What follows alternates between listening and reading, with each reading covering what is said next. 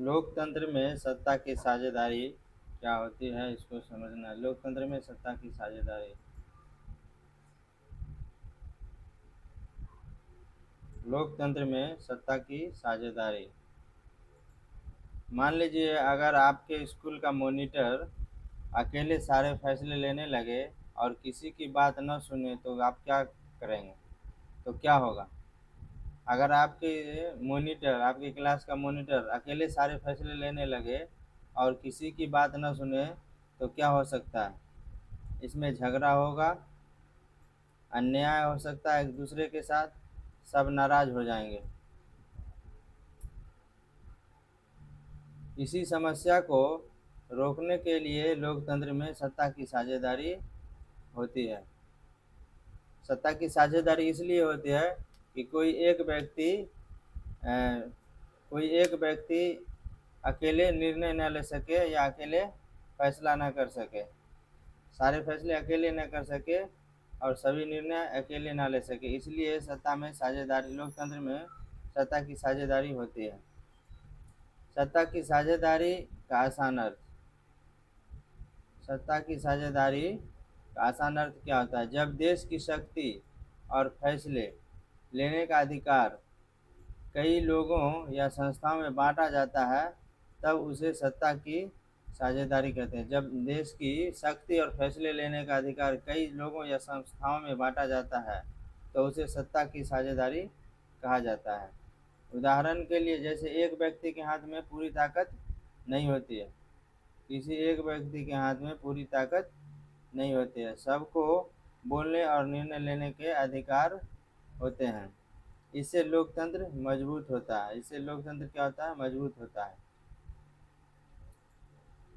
इसको एक्टिंग करके, एक्टिविटी करके इस तरह से समझा जाता है, जैसे एक स्टूडेंट को प्रधानमंत्री बनाया जाए, दूसरे स्टूडेंट को मुख्यमंत्री बनाया जाए और तीसरे स्टूडेंट को न्यायाधीश बनाया जाए और बाकी सभी स्टूडेंट जितने भी क्लास में है वो सब जनता हो गया।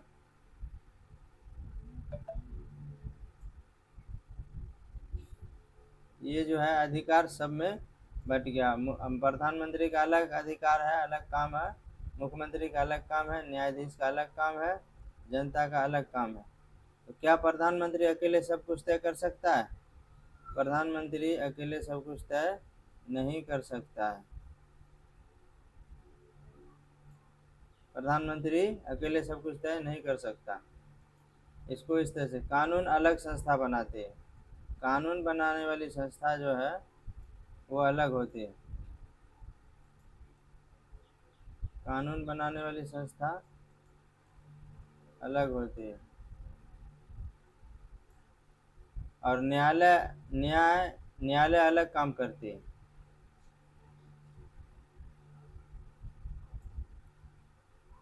न्यायालय अलग काम करती है और राज्य सरकार अलग काम करती है।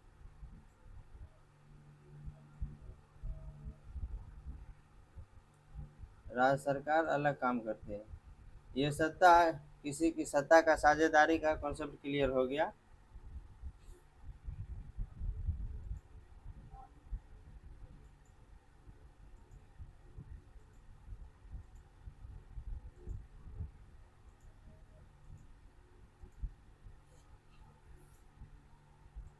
कानून बनाने वाली संस्था अलग होती है, न्यायालय अलग काम करती है, उसके बाद सरकार अलग काम करती है।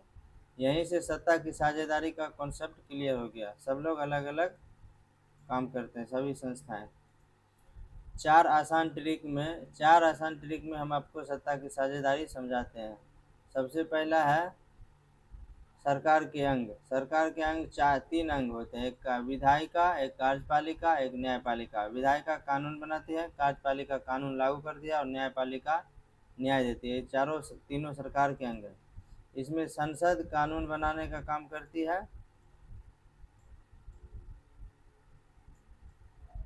कानून बनाने का काम संसद करती है, कानून लागू करने का काम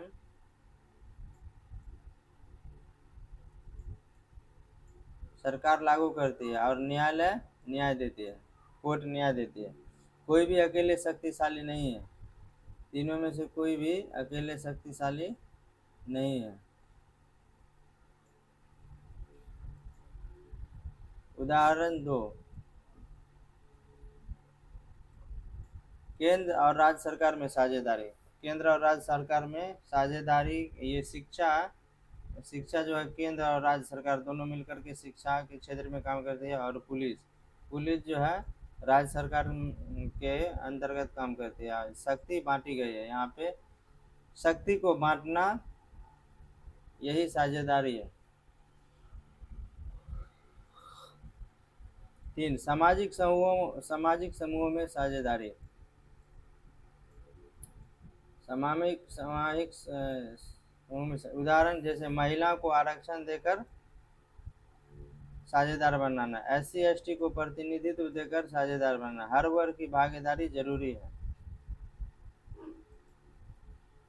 उदाहरण नंबर 4, राजनीतिक दल और दबाव समूह। राजनीतिक दल और दबाव समूह के द्वारा जो है विपक्ष सरकार पर नजर रखता है। विपक्ष क्या करता है? सरकार पर नजर रखता है। किसान संगठन अपनी मांग रखते हैं। लोकतंत्र में सबकी आवाज सुनी जाती है।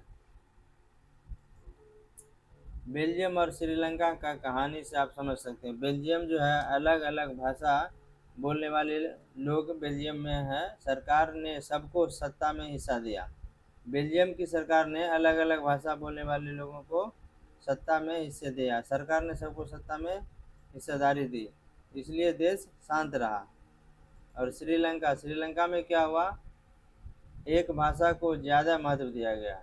श्रीलंका में एक भाषा को, एक लैंग्वेज को, एक जुबान को ज़्यादा महत्व दिया गया और तमिल लोगों को अधिकार कम दिया गया। इसलिए श्रीलंका में गृह युद्ध शुरू हो गया। कौन सा देश सही रास्ते पर गया? श्रीलंका या बेल्जियम? यहाँ पे होगा श्रीलंका।